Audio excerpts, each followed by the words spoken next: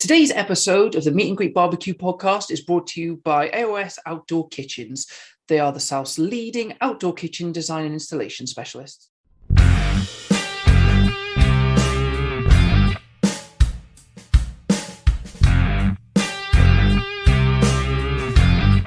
Hello and welcome to another episode of the Meet and Greet BBQ podcast. Today I am speaking to Nick from Meat Smoke Fire about his cookery school, the big green eggs that he sells, and a load of other things. But he'll update us on all of that shortly. Without much further ado, here's Nick.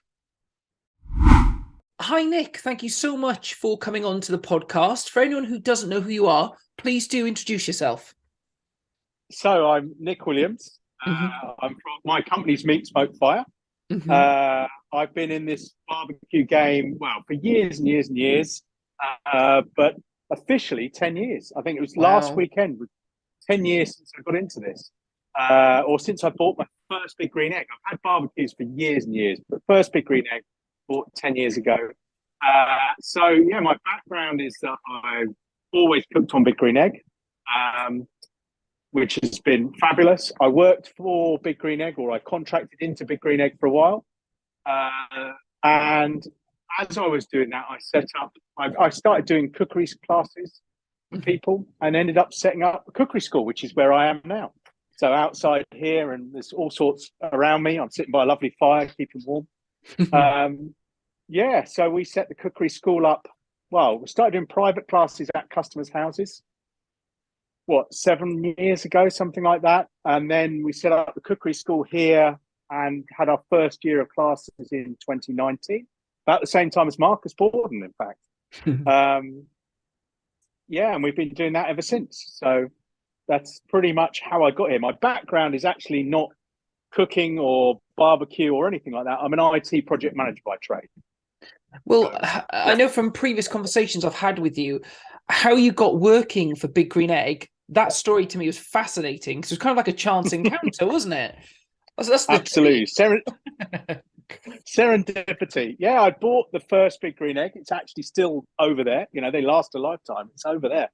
So, bought my first Big Green Egg. Hadn't yet been delivered. I'd just arranged for the office to have it delivered the following day. I'd actually gone for my leaving do from my previous IT job. And I was on the way back from London and got on the train and sat down, and there's a friend of mine sitting in, there was only one seat left. And I sat down, and directly opposite me is a friend of mine. So I started chatting to him, and I was talking about food, and, you know, that's, we've got that in common, talking about food. Eventually this guy leans over from the other side of the carriage and says, "Have you ever cooked pulled pork on a big green egg?" And I hadn't actually mentioned the name of the barbecue or anything like that. And I said to him, "No, I haven't. But funny you should say that. I've just ordered one, and it's actually been delivered tomorrow." And we carried on the chat between the three of us, my friend Nigel and this guy. He didn't tell us who he was or anything like that. And at the end of it, as I was getting off, still very drunk, obviously, my leaving do, getting off the train, it's a bit like that Remington. Do you remember the Remington shaver adverts? You know, I liked it so much I bought the company. Well, I said to this guy, what you've said, and I just pieced the pieces together. And I said, from what you said, I think you own the company, don't you? And he didn't. He owned the franchise for the UK and Ireland. But yeah, it was a guy called David Ezrine who still owns the franchise for the UK and Ireland. And so I said to him, "I'm going to send you an email in the morning. This is my drunken stupor. I'm going to come and work. I'm going to come and work for you," because I had no idea what I was going to do. I knew I was going to take some time out. And so I did. I went and I ended up working for them at Chelsea Flower Show, selling Big Green Egg for them, outsold all of their professional salespeople. And ended up then joining the company, or contracting into the company and working for them for a good number of years. So, random serendipity. Meet the guy who owns the company on the train on the way home from your leaving do. I love the story about Chelsea Flower Show as well, because I've worked in gardening for years, so I know the show. And more often than not, the salespeople for those type of companies are all about the spec, all about the tech, Whereas someone who just loves barbecue and loves cooking, they've got a completely different passion that comes across when they're talking. And you can tell that they love and they're endeared by the product. And I'm sure that's part of what made it so special and work for you. Yeah, I mean, I got put. I mean, I still keep in contact with the sales guy, a guy called Andy Newitt. Some people might know him. We all call him Half Pint because he's quite short. But Andy was there, and he was. David said, you've got to follow what Andy does. Watch him do what he does. And I watched him, and it was exactly that sales stuff. And if you believe in a product and what it can do, that enthusiasm just comes out. And so I spoke to a whole load of people, and it's just when you ooze the enthusiasm for a product, then it's easy to sell. And I found it quite easy. David was obviously reasonably impressed, and I ended up joining them to do various different roles with them. So. But it was good. It was a good meeting with him on the train, and it was great to work with Chelsea. And I did Chelsea for 3 years in a row with them, which was fabulous. Or maybe not 3 in a row, but 3 different Chelseas. A great place to go and work. Great fun, and the stands that they put together, Big Green Egg, were just stunning. Nothing. Most people didn't understand that we were a commercial stand and not a garden, because they were so beautiful. But a lot of money was spent on it. So hey, it's not cheap. I know from experience. Chelsea is not cheap, but at the same time, it's worth it because of the people walking around and what you can actually do there. So how did all of that evolve into the barbecue school? So because I was contracting with them, they could pick me up and drop me whenever they wanted. So Chelsea was great.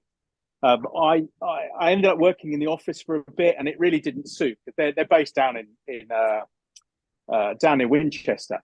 Oh yeah, in Alresford, down near Winchester, or just outside Alresford. And for me, that didn't. I live in Cambridge, and I was commuting down. That's a fair long way. Jesus. Oh yeah. I was commuting down on a Monday. I'm lucky enough I have a camper van, so I was living in my camper van. Working 4 days a week in the office, coming home on a Thursday night. I'd agreed that we wouldn't do Fridays, down there. So I was doing that, and I got fed up with it. There was some other stuff going on, and we agreed that maybe that wasn't the right role for me.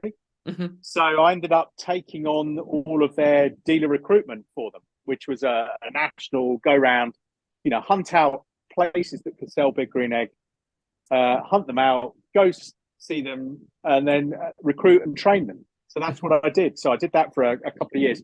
Over time, that just, scaled back. And so a number of customers I met, I did events with them at, up in the park and, Taste of London and Meatopia. And customers had said, is there anyone who could train us how to cook on these things?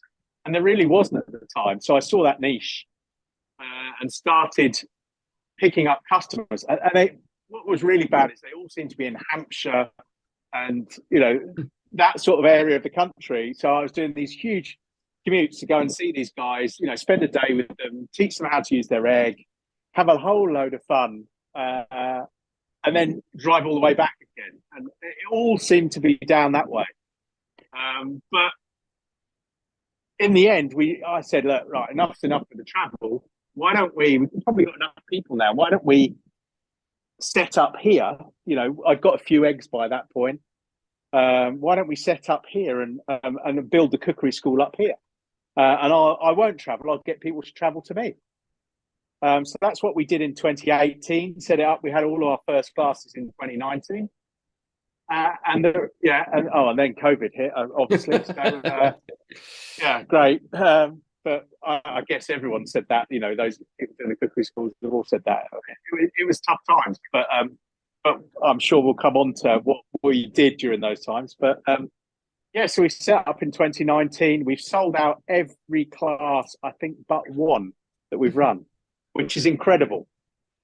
We've had some great people here. We're very fortunate. We've got some lovely customers, and I love doing what I do. But what we don't do here is we don't run hundreds and hundreds of classes, because it is a bit of rinse and repeat. I want to be enthusiastic about what I'm doing with the people on there. And if I were doing, 3 classes a week, it wouldn't be that. So, we only run 15, 20 classes a year now. And we have a lot of fun doing it. And going back earlier in the story, how did you originally get into barbecue? Because you'd obviously already ordered your big green egg by that point, and that's not really the jumping off point, is it? Normally, when it comes to barbecue. No. No, I've always cooked. We weren't a single parent family, but we were essentially that. My dad was off the scene. My mum worked, and so from the age of when we were at primary school. I used to have to take my brother home or take him into Cambridge. We used to go places. And I was very young when I started having to cook for him. So for the pair of us. And I really got into it. And then, went off to uni, enjoyed myself there, came back, and I actually moved back into home because my mum used to travel around the world. She used to set up teacher training classes, but all around the world, Pakistan, Ethiopia, Ghana. So she was never there. So it made sense for me to move back home. And I made her buy a nice gas barbecue. And I totally got into cooking on that. And then we bought, we've been, I say we, Helen and I, my wife, we bought a really nice, I thought it was really nice. It's a £400 gas barbecue. Jeez, wow. That was a lot of money 20 years ago. And then I went on to buy a Weber Summit S650, a big, huge stainless steel gas thing. Loved it. But I think it was my mother-in-law came home with the brochure for the big green egg from a local farm shop. And I was like, I've got to have that. So when I left my job, I was made redundant. Bit cheeky. I made myself redundant. Probably shouldn't say this. Probably shouldn't say this online But I engineered leaving the company I'd been at for 20 years. I was looking after the finance for 650 project managers. I'd had enough. I'd lost my best mate at work and my mum to cancer. And I was just like, right, I'm going to leave. So I got out. And when I did that, I said to Helena, right, now I've got the money. I'm going to buy a big green egg. And I bought it. So, barbecue, I've always cooked. I've always entertained. My parents were both, when we were a lot younger, were big entertainers. There used to be this eating crowd, it was called. And you'd go to somebody's house, you'd take one dish with you and enough for 3 people. And that just sort of escalated. And I ended up doing that. And we used to have dinner parties or, have our friends over, and everybody had to bring one dish, enough for 3 people. And so you get this big mix of stuff. And we all cooked and we loved it. So, that's really, sort of how I got into barbecue. I loved cooking on anything. So what's your current setup now? You've mentioned you've got a few big green eggs, but what else have you got? What else are you cooking on? Yeah, so we've got a Delivita just behind me over here. Great piece of kit. We spoke to Joe recently, and they are very tempting. Shall I phrase it that way? I was looking for a pizza oven last year, year before. It was before the dome, the Gosney dome came out. But I was looking for something wood fired, So I went for the Delivita. Love it, absolutely loved it. And we ended up talking to those guys, and we now stock them. I was with Marco, who does all their demos. He was here with us Monday this week. So we've got a Delivita. We've got a little Pro-Q flat dog that we cooked on one of our live cooks last weekend before last. Little Pro-Q thing, flips out, love it.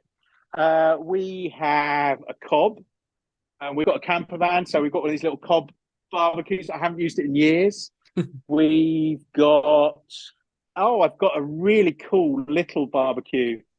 It's probably the wrong thing. It's there's a couple of people in the village call themselves the Vargas brothers, and they make they take old plow wheels. They're Argentinian, and they take old plow wheels. So the wheels that go on the back of the plow that spin around and turn over. They take those and they turn them into a fire bowl, and then they put build a little stand, and then make a little plancha to go above it with another plow wheel. Beautiful! Absolutely awesome bit of kit. And so a little asado, a chapa, to cook on the top, and then it's got a little griddle as well that you can get. It's 245 quid, or it was when I bought it a couple of years ago. Love it. I've taken it camping so many times. I've taken it to Scotland, all over the place, and we love it. Awesome little bit of kit. For the money, brilliant. I mean, I go up and we did this holiday to Scotland with some friends of mine who ski, water ski. I ski with them, snow ski with them, and they also water ski in the summer. So we go up there and hang out with them only for a couple of days. And I took it up. I took the green eggs, the mini maxes, the small ones. I took a couple of those, and he's actually got one as well. And there's about 15, 20 of us who turn up. And I took this little chapa and plow wheel thing. I don't know what it's actually called, but took that with me, and we cooked on that more than we cooked on anything else. It's that thing of cooking over live fire. You're putting logs onto it. You're not putting charcoal. It's logs. It's great fun, and everybody loved it. But it's made by a couple of Argentinian guys in my village who run this company called Vargas. They're the Vargas brothers, and they do wedding catering and stuff like that. But they do it all over live fire. So wow, so we've got one of those. What else have we got? We've got the Afia fire pit back here. So those are sold by, or were until this year, sold by Alfresco, who do Big Green Egg. So same company. Although that's now moving to a different company now. In May time, I think. What else have we got? Oh, loads of stuff. It's just yeah. I'm spoiled. I'm a kid in a candy shop, You can tell by the passion you've got. It must be amazing to be in that situation. And of course, there's so much you're cooking. I mean, looking at your Instagram, I am loving, although I'm hating the Six Nations at the moment, being Welsh. But I'm loving the pie kind of series that you're doing at the moment. And it also shows your skills and shows people what they can do on a barbecue. So what inspired the pie series? So I think Helena, my wife, really. We were looking at Six Nations. So we've been doing this series of themed cooks. Well, it started at the beginning of lockdown, and to be fair, it wasn't my idea. It was Big Green Egg. David from Big Green Egg reached out and said, will you cook a leg of lamb or whatever it turned out to be a leg of lamb, but will you do an Easter cook for us? Everyone's shutting their houses, and you're the only one with any decent Wi-Fi. All of that stuff. Will you do a cook for us? So we ended up doing our first ever Instagram cook at the beginning of lockdown, and Big Green Egg advertised it. And 700 people watched it live. And I'm like, holy moly, this is live. This isn't recorded. This is 700 people watching it live.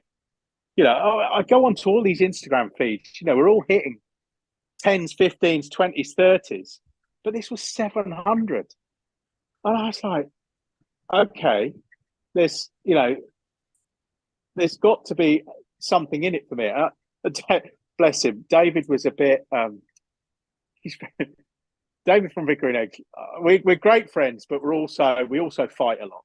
All the best friends do. All the best friends do. Yeah. But he, for that cook, he said, "You're Nick from Big Green Egg.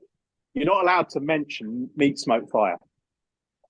And only because he'd said that, I was like, it twigged. It's like, he doesn't want people to see that I'm a big, advert for Meat Smoke Fire. So I ended up, I got all my friends to log on and type in the comments, "Oh, look, it's Nick from Meat Smoke Fire." and he did.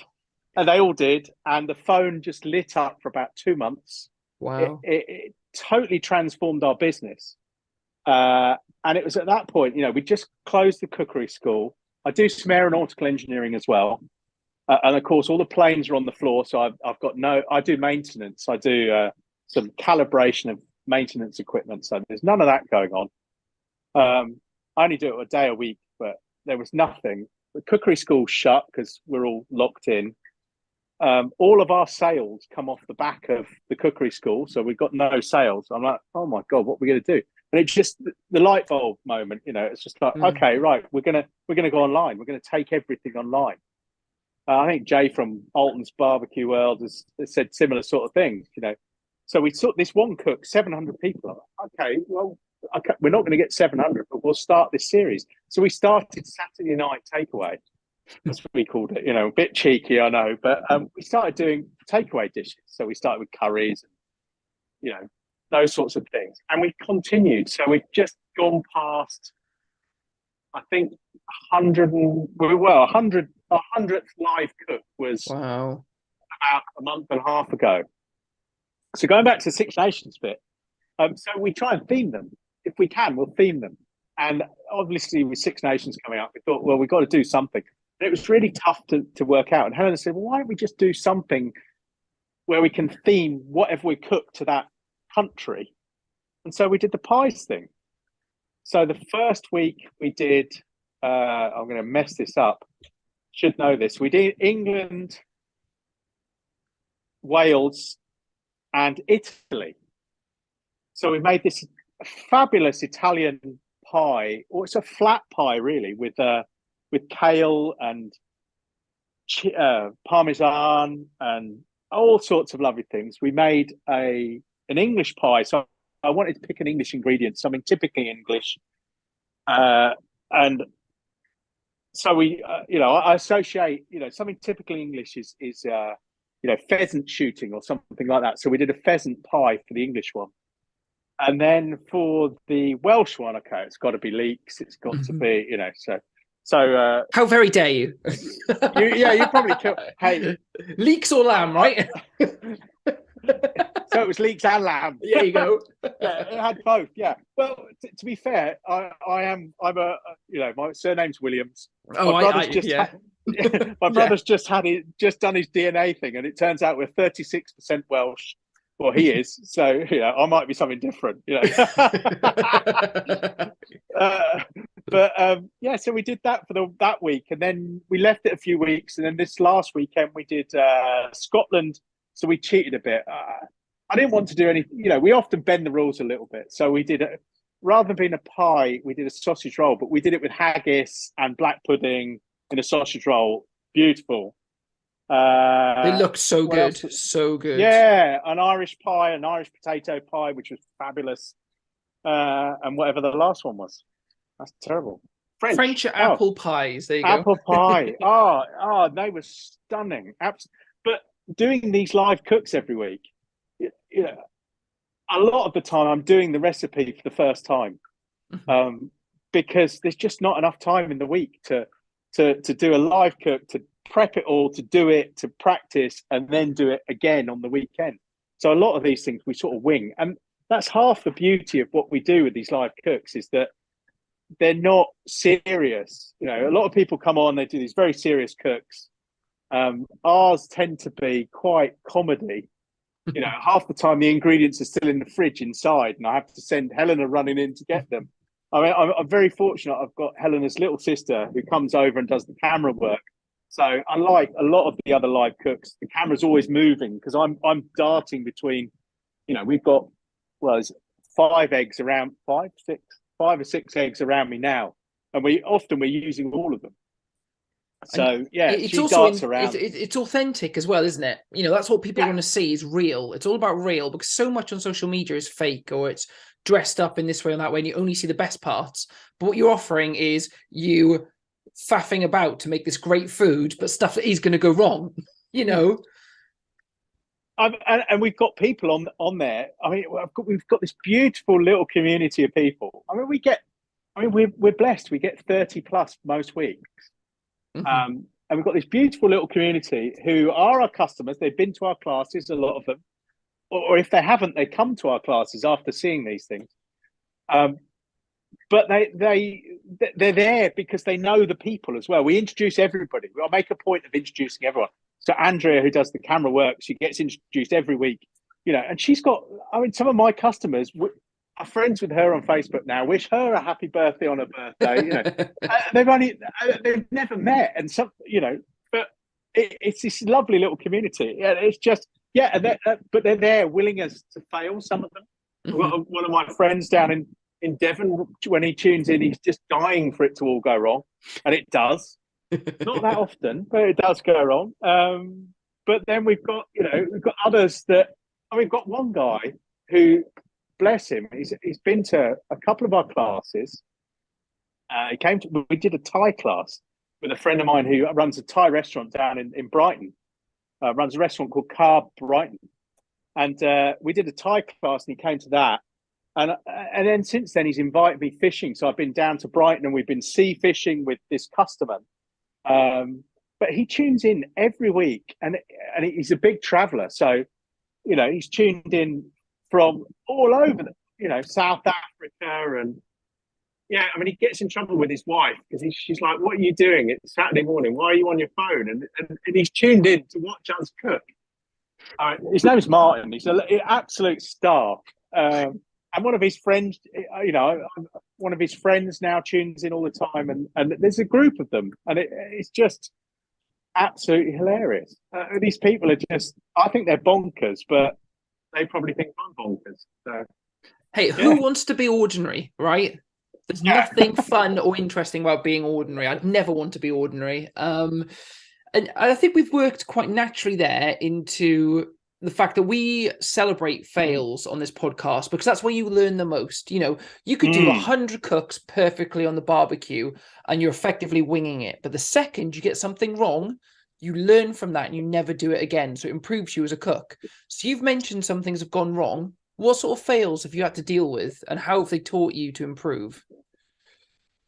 On the live cooks, my favourite was the week after a couple of weeks after we got the Delivita pizza oven, and we were doing burgers or something. I don't know what.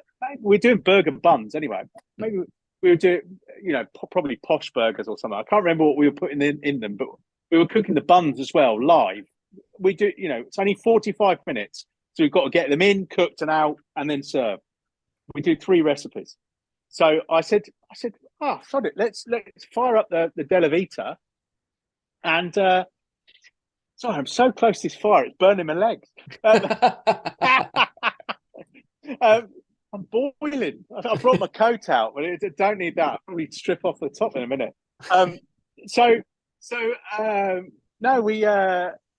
fired up the Delivita. I got the egg set up with in the normal setup to bake. I thought I'll just chuck some buns in the Delivita. I've never tried it before. And I said to people, I've not done it before, chucked them in. And after about 5 minutes, I said, we better check it. Let's just have a look at how they're going. Opened it up, and they are black rocks, absolutely black as charcoal. It's like, okay, they were supposed to be in for 30 minutes. In 5 minutes, I've absolutely nuked them. So that was one of them. Trying to think what other massive fails I've had. We all, I was 10 years ago this weekend, my first egg over there was delivered. And I looked back, it came up in Facebook. I cooked pulled pork. It's what we all do, don't we? Yeah, barbecue, pulled pork. Been on for 6 hours. Pulled pork doesn't cook in 6 hours on a big green egg. You're looking at 15, 19 hours for a 3 kilo piece of pork that this was. It was not pulled pork. But I still put it on Instagram. That was obviously a fail. We've all done that. I catered once for a cycle race, and I have still to this day have no idea what went on, but I had 5 big green eggs, not all mine, cooking. I had 3 at a farm shop and 2 here. And when I got up in the morning, 2 here had gone out. And they've still got the pork on them. I'm like, well, that's unusual. Anyway, I got up really early, luckily, but I was like, that's a bit on. I hadn't put any monitoring on it, which is stupid because I'm catering, absolutely daft. But I went over to the farm shop, and 2 out of the 3 there had gone out as well. Whoa. And it's still using exactly the same settings I would use now. Whether what there was in the atmosphere that night, who knows? But 4 out of 5 eggs had gone out. Probably not a great advert for Big Green Egg, that one, but it would have happened on anything else, I think. But yeah, it was just like, oh my god, what how did that happen? But then you've got to recover. So it's light them up, bump them up. But we served 250 people lunch, so everyone was happy. It happened, it worked. But it was an epic fail on so many things. Don't assume it's just going to tick along. Monitor it. Get up. If you're catering, you can't afford to do that sort of thing. Even if you saved it. Even if you saved it. Yeah, it was a save, but it was. We learned a lot that night. Have I ever ruined a really good bit of meat? I don't think I have. Not to the point that you couldn't save it, but yeah. I mean, we've burnt a lot of things. Yeah. David at Big Green Egg always says you can't burn anything on a Big Green Egg. And the first video I ever made with him was we did a Christmas cook in the middle of November by a lake. It was at the office, Big Green Egg's office, and we were terrible. and video wise, we were awful. But yeah, he burnt the turkey. So and all the veg that went with it. It was awful. I had a weird fail about 2-3 days ago. So cooked on my Kamado, and it was still hot, and the weather wasn't great. But I was like, well, I don't want to put the cover on it when it's still hot, so I'll just hang the cover up. I'll go to bed. I'll put the cover on it tomorrow. It's fine. Everything's shut. So I get woken up at 5:30 by what sounds like cats fighting and properly going at it, and loads of banging and stuff because it's windy. So my wife's like, baby, we've got like a 14-week at home. Baby's will wake up, go out there, sort out whatever the hell's going on. Open the back door after going down the stairs, and the cover has blown off in the night where it's been windy. Somehow, a cat's got in it, and the wind is moving this thing around, and I could just see this angry lump jumping around inside this thing. So 5:30 in the morning, not wearing much and in like sandals, and it's like 4 degrees outside, blowing a gale. I'm chasing this thing round and trying to not get attacked by this cat. And God knows how long it had been in there, We had something similar here. Our neighbour, I mean, she's not there at the moment. Her house has been totally renovated, but she used to put a lot of birdseed out, and it attracts vermin. Yeah. So I'd seen this rather manky-looking, old, slow rat. I mean, this isn't good when you're in a cookery school, but I saw him wander across our garden. So, oh God, here we go. So I put out a rat trap, and one night there's this almighty squealing noise, absolute screeching noise, horrible.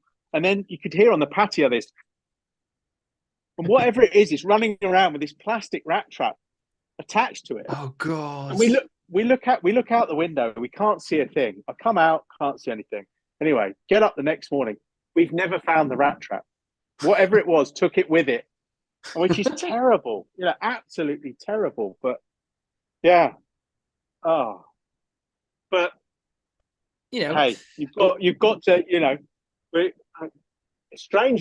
not strangely, but I saw Elkie when he opened his cookery school this year. He'd got his hygiene rating, and they turned up within 2 days. Oh. We registered 9 years ago, and they came and did our first inspection this year. So crazy, 9 years. Well, luckily they didn't find an errant, discarded old trap, right? No, we are fine. No, they encourage. It's sort of expected. You're outdoors, you're cooking food, things are going to fall on the floor. you've got to take precautions. So, yeah, we got a 5-star hygiene rating, which was great. Yeah, and our neighbour doesn't put birdseed out anymore, so we've not seen anything since. If you've been looking or thinking about an outdoor kitchen, then look no further than AOS Outdoor Kitchens. They are the South's leading outdoor kitchen design and installation specialists. Their extensive showroom is based just outside Bournemouth on the Dorset-Hampshire border, and as well as numerous in-store displays, also features a live outdoor kitchen where they cook every week on Kamado grills, pizza ovens, and all filmed and shown on YouTube. They offer a wealth of knowledge on how to transform your patio into the most incredible outdoor dining area with styles and options to suit every budget, and you can guarantee they will be able to create something perfectly suited to you and your home. They stock and supply everything that you're going to need for outdoor cooking, including barbecues, Kamado ovens, pizza ovens, outdoor fridges, and every accessory that you would need to become the ultimate outdoor chef.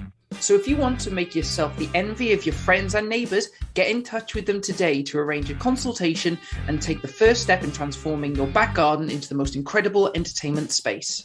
Visit aoskitchens.co.uk. Well, it's great having like a proper cook on. Cookery school owner, you're doing loads of live cooks, and we've asked people before about giving us some tips for like beginners, how to start up, covering things like cooking to temp. Always allow much more time. You can rest meat for so much longer than you realize, so why not get stuff done like an hour or two before people are meant to be here, etc., etc. But can you give us any more intermediate barbecuing cooks, whether it be looking more at like, I don't know, reverse searing, looking at some other kind of maybe more complicated bits of meat? Can you give us something a bit more juicy?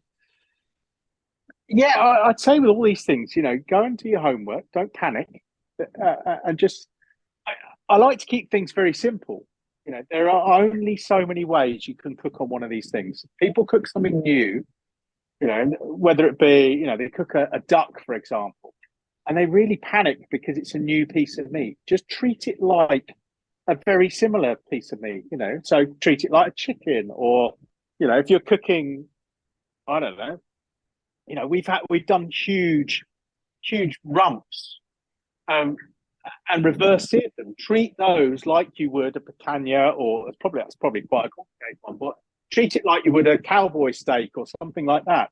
It's just a bigger one of those, so it's just going to take longer. Give yourself plenty of time when you're cooking those things. But we all get caught up. So there's a fail. Here we go. a fail, and yeah, good example. I bought a lovely. A beautiful 4 River beef from my local butcher, from the local farm, localish farm shop. I worked with this butcher a lot.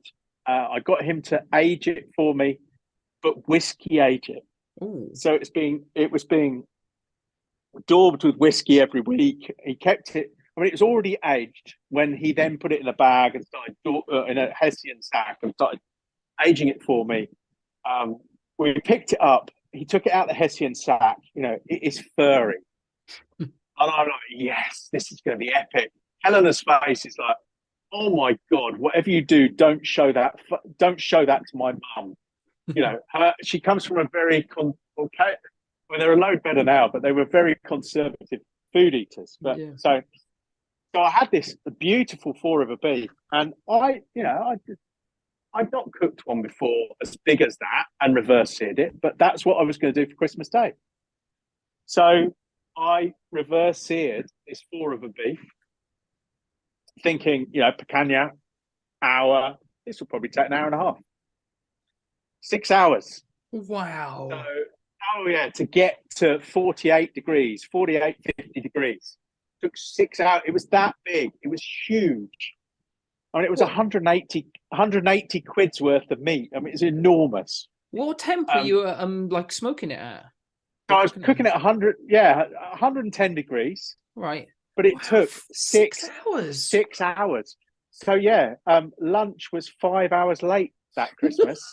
so there's a failure for you. I wasn't popular because there was nothing in the interim. Everyone's starving. But something like that. I'd say it's probably more beginners than intermediates, but don't expect everything to work first time.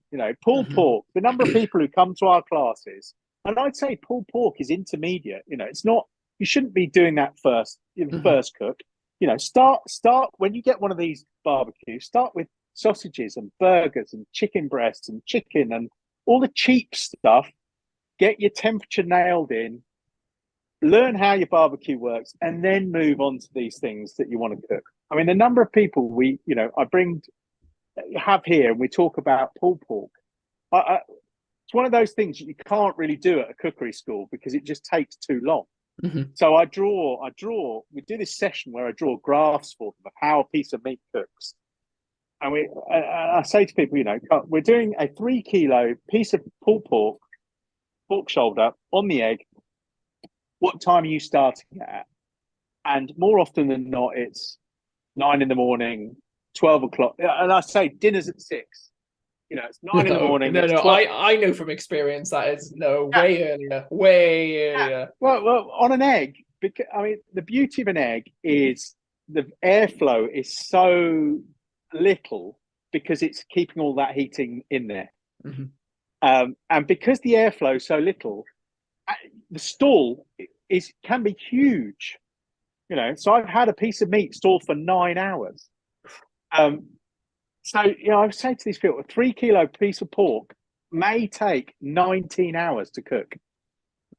So don't get up at 9 in the morning or 4 in the morning and put it on because it ain't going to be ready. It'll be above 63 degrees. It'll be fine. You can eat it. But it's sliced pork. It's not pulled pork. If it doesn't fall apart, it's not pulled pork. So yeah, it's the same things I tell beginners people. Get used to what you're doing, and then do a bit of a practice. Don't expect it to go right first time. Yeah. It's about having fun, isn't it? I think that's where people are quite often intimidated, I think, when they're first looking at barbecuing. I've got a friend who's just starting the journey, and I'm almost tempted to get him on for an episode because I was speaking to him about a month or two ago, and he was asking me, where do I even start? He's literally just bought this house. He's moved in. It's going to be their forever home. And he's been quietly watching and listening to stuff without telling me. And I said, I've got a Kamado, but if I was first starting out, I would recommend a kettle because you can do anything on a kettle. It's a good place to start, and you can find your feet on there. And he's gone straight in for a Master Touch, I think it is that he's gone for. Okay.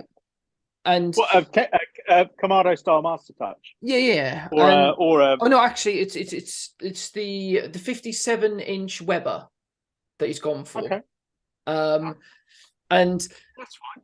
Yeah, and I'm like, just start off on that, do some simple things, and see where you go. But it's the fact that we always talk to quite experienced cooks on this podcast.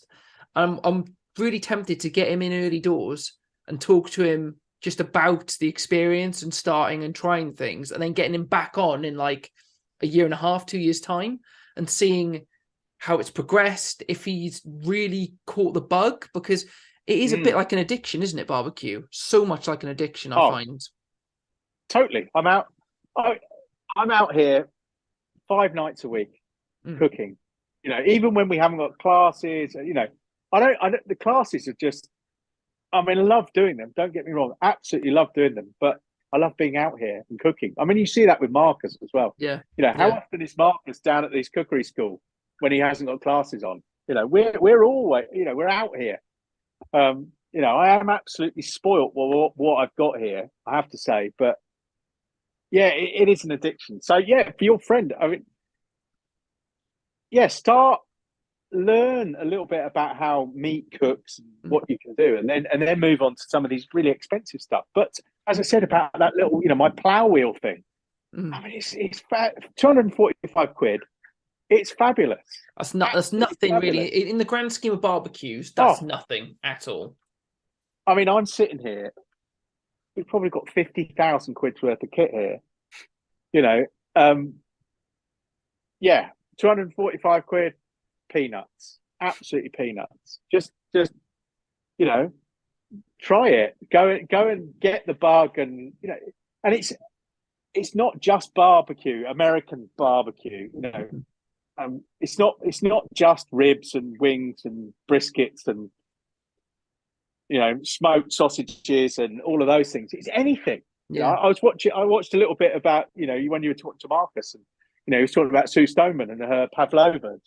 Yeah. I love Sue. I was lucky enough to be with Sue last week. She cracks me up.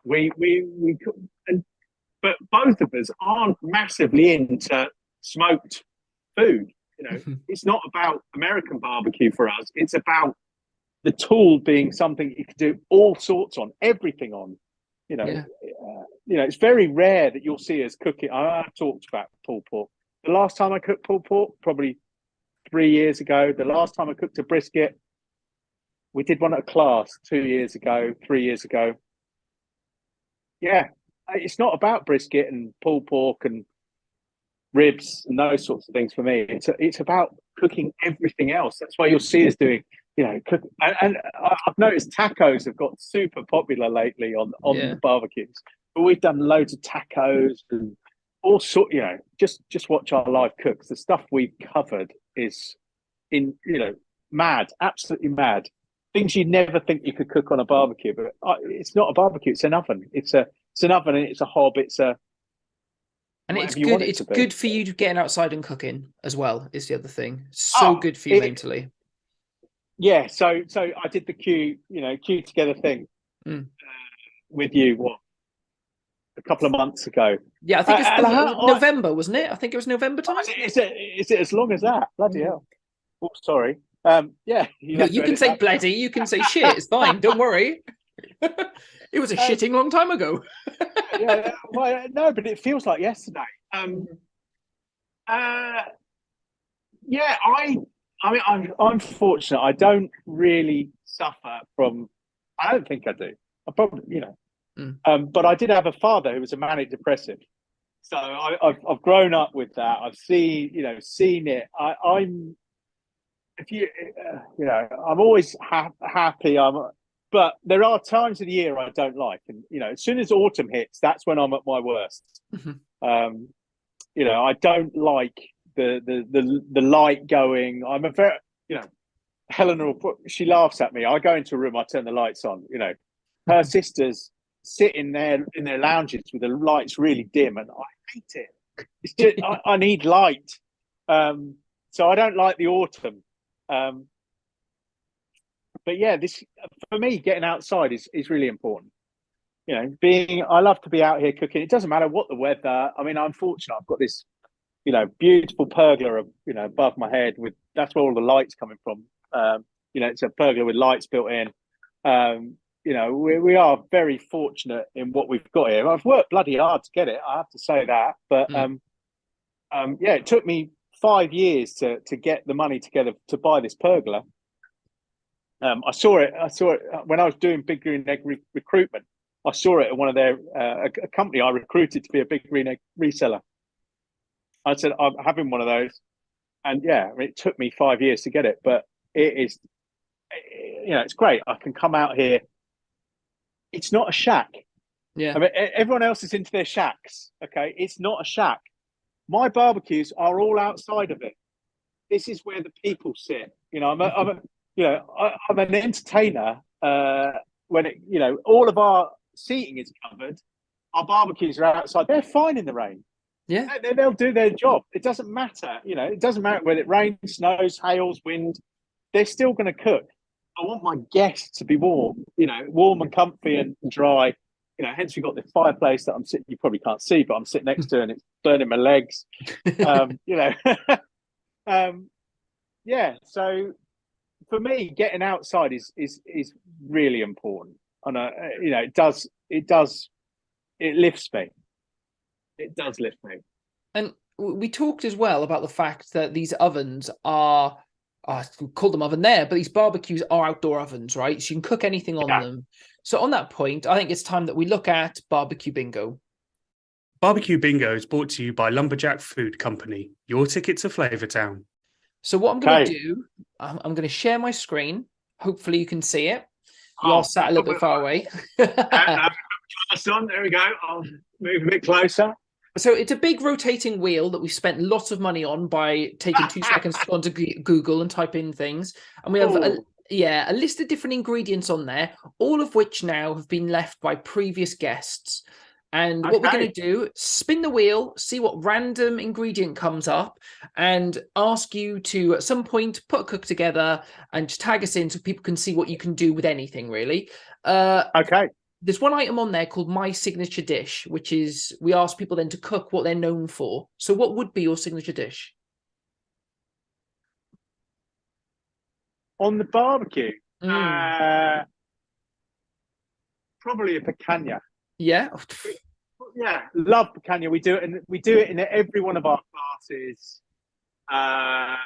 because we love it. We absolutely love it. I mean, I was fortunate that I've got an amazing butcher, and he had me cooking picanhas 8 years ago, before pretty much anyone else that I've seen was doing them. And it's because he's such a good butcher. He said, "Look, you've got to cook this cut." So yeah, probably picanha. Yeah, I'll go for that. Let's see how lucky you are. Let's give this a spin. Hopefully it's not that. So it has landed no. straight on My Signature Dish. I think. Come on, spin it again. We've had. Are you sure? Right. Let's go on. Let's do it then. Look at that. Test me. Second spin. Test you, right? I don't know if I'm allowed to say that, but yeah. Yeah, of course you are. Black pudding. Damn, I did it last week. Yeah, cool. We will do something with black pudding. I tell you what. Do you want me to make it interesting? Next to black pudding is strawberries. Why don't you do something with black pudding and strawberries? Oh my God. You said you wanted a challenge. Yeah, we'll do that. Why not? I'm up for that. Black pudding and strawberries. You can take 2 off the wheel. There you go. There you go. Let's do that then.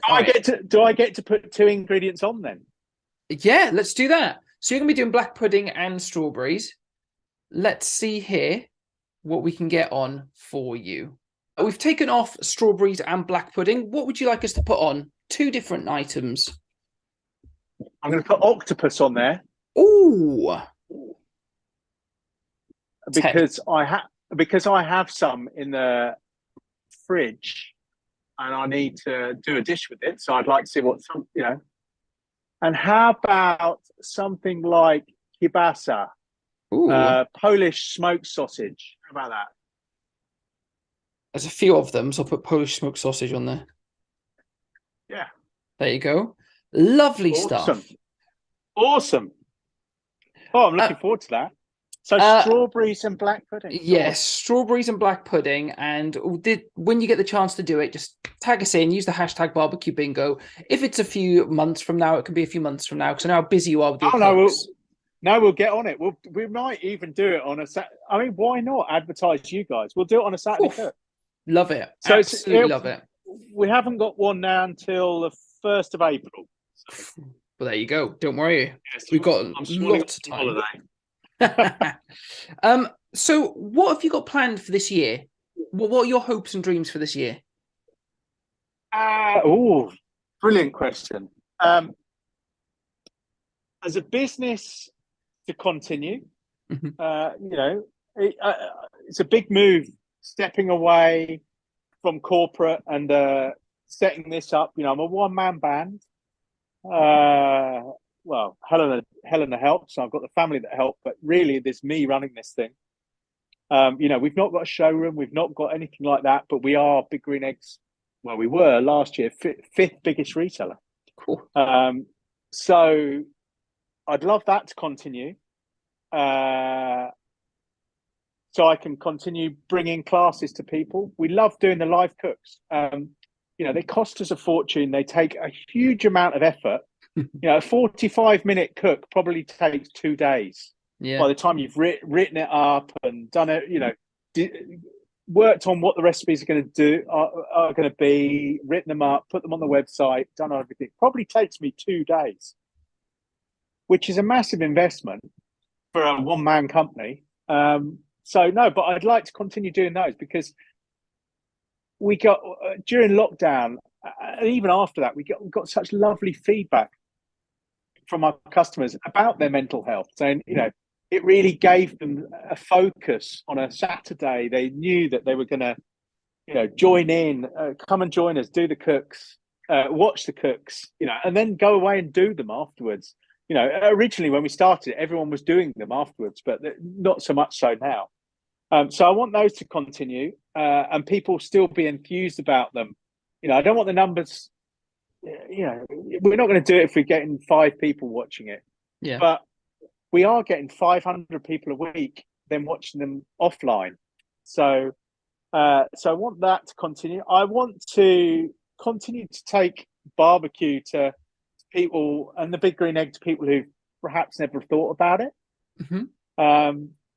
So that would be good. Yeah. What else? That's probably terrible. I'm not a big plan. It's stupid, I love how chilled out you are, though. I love it because that means you can enjoy it and you can take advantage of things. Because if you have X, Y, and Z in the diary, if an opportunity comes up, you can't grasp it with both hands. Yeah, no, absolutely. So, we've taken the decision this year to do fewer classes than we've done in previous years, so that we can spend more time doing the things that we love around the business, around cooking, around, traveling and discovering new foods and those sorts of things. If you're stuck in a cookery school, giving 5 classes a week or 3 classes a week, or whatever, right the way through the season, you're not out there learning anything yourself. Mm-hmm. So, for me, I 20 years, or I probably had 12 years of IT project management. I'm probably the least planned person out there. Other than holidays. I like a holiday, but not necessarily with the wife. She'll kill me. But yeah, I'm off skiing Friday, and she's not coming. Hopefully, she knows by now. No, she does know. Yeah. She's given me the pink chit, as we call it. This is the 3rd skiing holiday of the year. I love skiing. So well, I'll have 3 skiing holidays and practically nothing else. But no, I just want to be chilled and be able to work with people and take stuff to them. We make a big point around of Meat Smoke Fire. We won't sell you anything that we don't believe in. Mm-hmm. And I will test Big Green Egg products, and then when people ring me up and ask to buy them, I'm not going to sell it to you. You can go and buy it from somebody else. I won't sell that to you because it's something I don't believe in. Yeah. And there's not a lot of those. That sounds terrible. Big Green Egg make good stuff, but there are certain things that I'm just like, no. There's some of their thermometers. It's like, go and get yourself a thermopen. Mm-hmm. Don't, you're going to buy it once. You're going to have it forever. Yeah. Spend a little more. Go and buy it. So go and buy yourself a thermopen. Don't buy a whatever. So yeah, I think no, we're going to have a chilled year. It's not going to be chilled at all.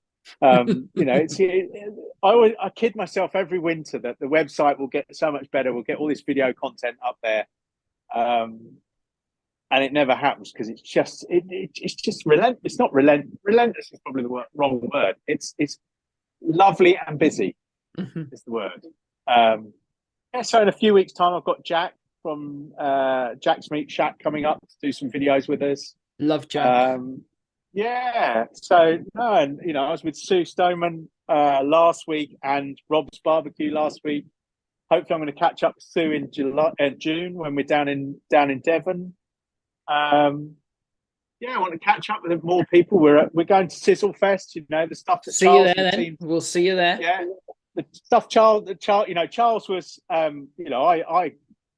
when I was at Big Green Egg. Originally, a long time ago, I had to go in and see Charles because he wasn't selling very many. So we had went in and had chats with him about how he could improve. He's doing a fabulous job on down there now. We were at Sizzle Fest last year. We're going this year. So no, I just want to catch up with people. Get more involved in the community. It's not something we're brilliant at here. But but yeah, if I had goals this year, probably to get more involved. Hmm. So, yeah. And the final question that we ask everyone on the podcast is there anything that we haven't talked about together now on the podcast that you want to talk about, or anything that you feel the community should be talking more about in regards to barbecue? Ooh. I think a couple of things. One, don't jump on the bandwagon, I'd say to people. And it's very easy to get sideswiped by people like me and others who are clearly pushing a product that perhaps let's go back a couple of years, the Jumbuck or whatever it was called. Everybody rushed out to buy those things. What happened to them? Utter rubbish, probably. I didn't go and buy one. I haven't got one. I never had one. So just make up your own mind on these things. Don't follow the crowd necessarily. So what else would I say to people this year? I don't know. Just for me, it's just about having fun. Get out there, have some fun. And what's the big story? No, just get involved. Just go and have some fun, cook some stuff, enjoy it. We're not all going to become millionaires through social media. If any of us do, it'd be a miracle. Someone who's been doing it for 3 years and does something as a podcast, I can safely say none of us are going to become millionaires off this. This is a passion piece, and that's why we love it, right? Absolutely, yeah. No, we set up our YouTube channel, and I think we earn about 50p a month or something. Well, good going, that is. No, just go out there, cook, get involved. Don't for me, there's nothing new this year. It's just having fun with it. Getting out and having fun with it. Yeah.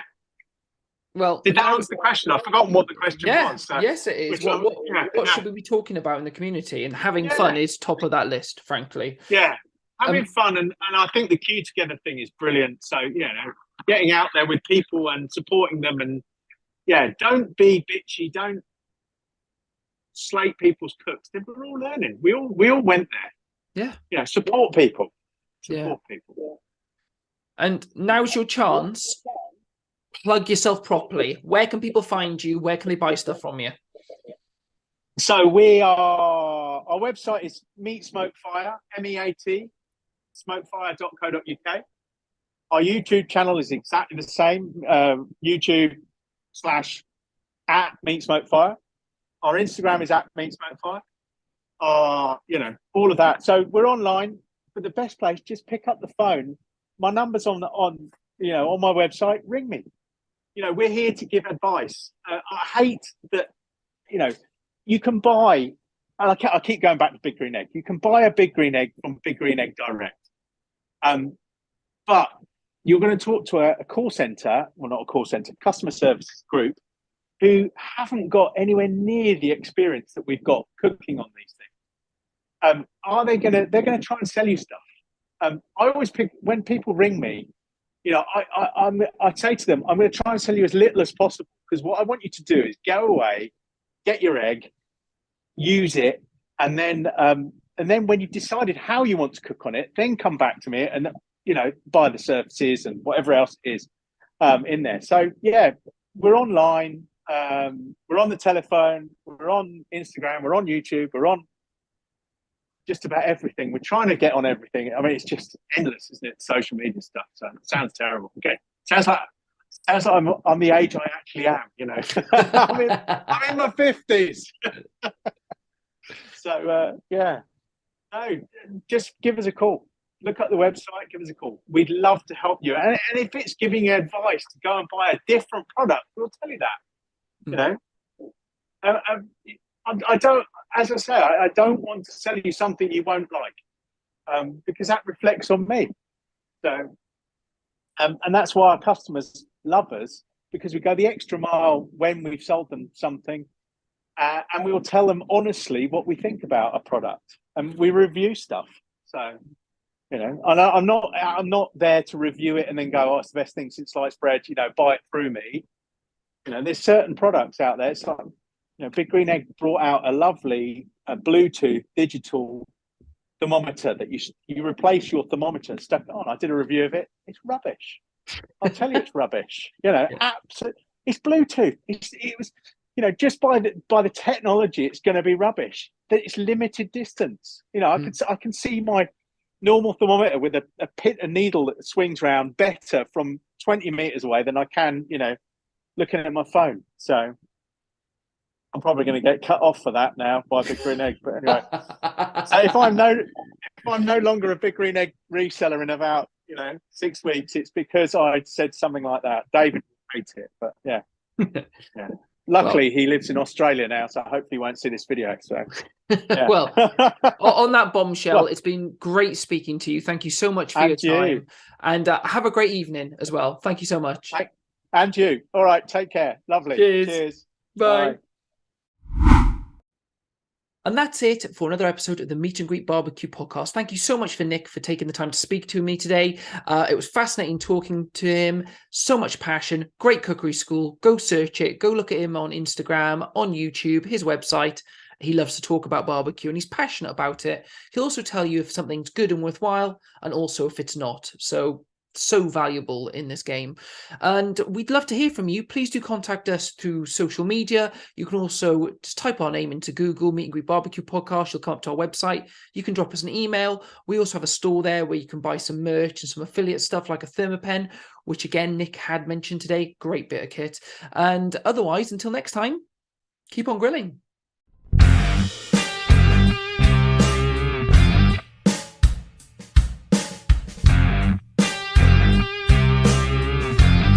Today's episode is brought to you by AOS Kitchens, the South's leading outdoor kitchen design and installation specialists.